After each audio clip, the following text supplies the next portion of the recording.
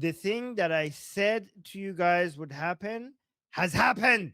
I knew it. I knew this would happen. I was waiting for this for years. People have been saying that I'm delusional. This is not happening. The pro regime, they thought I was exaggerating. Pro regime Iranians are now becoming like the fight between pro regime Iranians and the regime has escalated to new heights, and exactly by the people I told you would do this. Do you now believe in me? Do you now believe this? Okay, wait. All right. So let me actually bring you the news. Okay, I'm going to read it from the Persian site because the English site it gives you the surface level, so it's better to bring. Guys, this internal war is something that has been picking up between regime people for years, and I've been following this. I've been following the regime for the past 20 years and everything you do, but I've been following this internal division for the past 5 years. And I knew that this is the Achilles heel of the Islamic Republic. I knew that eventually we'll come to this. And I knew what this is the reason why we think President Trump's ceasefire and negotiations is so effective, even sometimes more than the military operation, because it's using the Islamic Republic kryptonite against them. Because the division and the infighting does to the regime something that no amount of military operations and bombardments can. Okay. And now it's all, guys, before we even got this news, I showed you that the Paydari camp is publishing statements against the IRGC, the Raja news against Tasneem news. You guys remember that? You guys remember the sign that they were bringing to the streets, attacking the IRGC for insulting the supreme leader, for calling his five conditions to be delusional. They call it basically magic beans, and they're like, no, this is not magic beans, you're magic beans because you want to talk to the Americans. And now look at this, look at the level of escalation. Okay, look at this. So information received by Iran International indicates that supporters of the Paydari camp, translated into English as the Stability Front, exactly the people I've been telling you about, okay, were prohibited on Tuesday from attending government organized rallies in support of the Islamic Republic. The Islamic Republic is banning the anti negotiation people from participating in the protest, right? So it continues saying, according to this report, the order to prevent these individuals from participating in the rallies was issued following a request by Masoud Pezeshkian and the president of the Islamic Republic's government, and Mohammad Baqir Ghalibaf, speaker of the Islamic Republic's parliament. Additionally, individuals who had appeared at the rallies holding placards, I don't know if I'm pronouncing that right, the signs against concessions in the nuclear dossier, were also barred from these government programs. So if you were bringing signs that is against basically being negotiating with the Americans, or basically any concessions to the Americans, you were not allowed in the protest. This means this, guys. Here's some hidden messages in here. Okay, I read in between the lines for you. Okay, so this prohibition was requested by Ghalibaf and Pezeshkian. Requested. Why requested? Because they don't have enforcement ability. They requested it, but who's enforcing it? Who's enforcing it if they're requesting it? This shows that at the highest powers of the Islamic Republic, there has been made a decision to just leaning to Ghalibaf and give power to Ghalibaf and accept that he is their only chance against the IRGC. So remember, the IRGC wants to lean into against the negotiation right now somewhat, and the Mujtaba plus Ghalibaf camp is now leaning into concessions, and they're trying to silence the anti-concession Paydari people. Remember, the Paydari people, we have three, we used to have four sources of power, source camps in the Islamic Republic, and now we have three because two of them are merging. And this is my assessment, which I think is correct. Given how correct I have been about this happening, guys, I've been telling you that this is going to happen way before anybody even knew what the fuck a Paydari is, right? Like all of these analysts that are talking about this, I've been telling you that this is going to happen before they even talked about all of this. So we have we used to have four sources of power: the Ghalibaf camp, the Mushtaba camp, the Vahidi camp, and the Jalili camp. Okay, Mushtaba camp is the office of supreme leadership. Ghalibaf camp is basically the negotiation facing face of the Islamic Republic right now to the United States camp. The Vahidi camp is the IRGC camp, and the Jalili camp is the Paydari camp. These are the four, but two of them are now united against the other two, because the Beta Rapari recognize that it's being surrounded and cornered by the IRGC. They are, and they now know that their survival. They are uniting with Ghalibaf against the IRGC. Vahidi is uniting with Jafari in IRGC. Mujtaba's institution and Ghalibaf are now uniting against to defend themselves.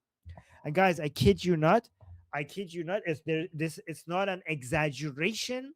It's not an exaggeration to say Mujtaba is Mujtaba is hoping the Americans will save him from IRGCs to some extent. To some extent. Mujtaba is they can see that the coup, this this multi-year coup that has been happening in Iran for multiple years, it's now coming to an end with a full IRGC takeover, a coup d'etat by the Boots against the Turbans. And the Turbans are not all the Turbans. The Turbans are not all the mullahs. The Turbans is just basically the office of the supreme leadership. We said we're moving from a theocracy to a military dictatorship where the IRGC has full control. This is the last resistance of the supreme leadership. And Mujtaba is not directly trying to get the Americans' help, but Mujtaba through Ghalibaf is trying to work against the IRGC. And this helps us. Guys, we're actually technically, I'll make the case for you for why we're technically on Team Mujtaba. We are now in a position where we should actually support Mujtaba. You know why? Because yes, I know Jefferson. Yuck. I know it's icky, but let me tell you why it's beautiful. Okay, because Mujtaba doesn't have a fucking chance against the Iranian people without the IRGC. Okay, so we are going to help our enemies fuck each other up and we want the main obstacle to die because Mujtaba and Ghalibaf will not be able to survive the Iranian people, right? So between the fight of Mujtaba and Ghalibaf on one side and the IRGC on one side, our main obstacle is the IRGC, right? So Ghalibaf is selling out IRGC. Ghalibaf is trying to play pick me with Trump by basically giving information to IRGC leaders to Trump for him to be able to take out the people he needs for a deal to be possible, right? I believe that Jalili was sold out by Ghalibaf. I believe there are many other people within the IRGC that were sold out by Ghalibaf.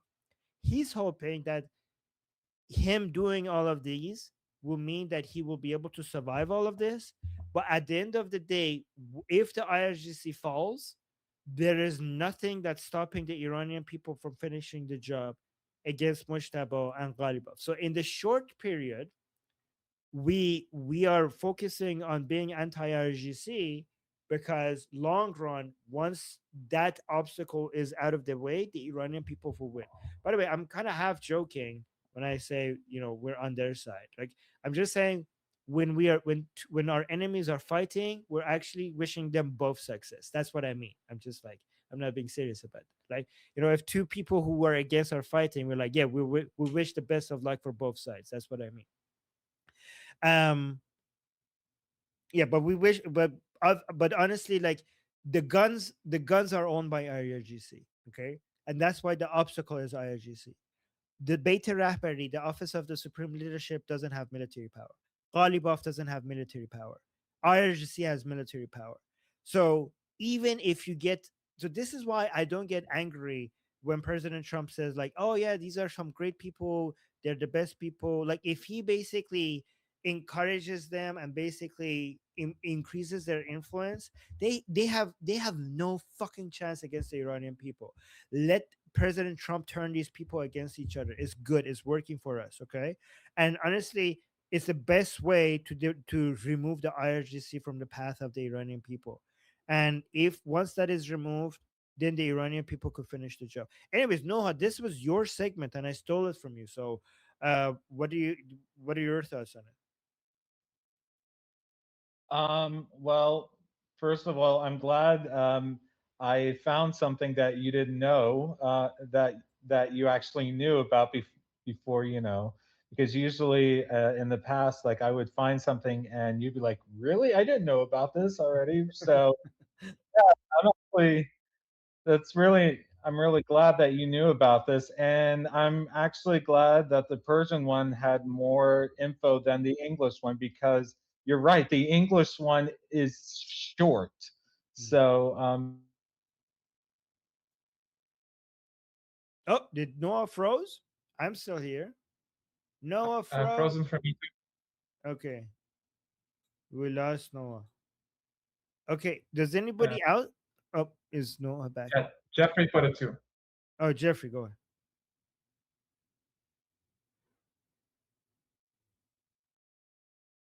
Is Jeffrey here? No, Jeffrey's been having technical difficulties. Okay, he just Yes. came back in. Jeffrey, Oh, oh, he he's froze. frozen too. Everyone's frozen. Yeah, Jeffrey is gonna swear now. It's gonna be like this fucking app, blah blah blah, something. Jeffrey, you're back. It's your turn. Be nice to that. Oh wait, I I don't know if he. Okay, Jeffrey. let me type just. Jeffrey, are we Oh, there? Can you hear me now? Yes, we can hear you. Go yes. ahead. Oh boy. Go on. We could hear you, Jeffrey.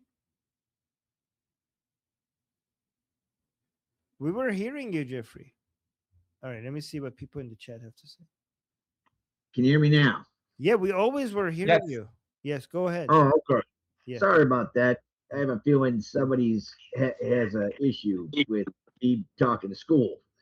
Anyway, yeah, it very much the strategy is bait and bleed or bloodletting, where you're baiting two adversaries or two factions within an adversary to kill each other because that saves you bullets. I mean, I very much appreciate that point. I just I think well, I mean, my position is always it would be just better just to mass bomb and kill all of them and Yeah. get over with for Iranian citizens' sake. Yeah, I understand that. I do think President Trump's strategy is a good mix of, using military operations and because and ceasefire and negotiations. Before you kill these people, you need to humiliate them. I think Uh-huh. before you kill them, you need to humiliate them because that will Yeah. because you need to kill them twice. You need to kill them physically, but you need to also kill them ideologically. And I think that the whole negotiation and ceasefire and the psychological warfare is killing them ideologically as well. No, yeah, so humiliate they have been okay, so they've been humiliated to us, but they need to be humiliated to themselves as well, right? So when we watch them we feel like, well, this is fucking pathetic, right? But it's not enough for us to think this is pathetic. It's important for them, for the followers of the regime, to think this is pathetic. And this infighting and them pointing each other out, it makes them Right. think that they're being defeated and they're being humiliated. This is why the Islamic Republic supporters, they chant something Hussein said in Karbala. They said Hayat min nazallat. Hayat min nazallat. This is what they chant in the streets, which means that no to this humiliation, because they fear humiliation more than they fear death.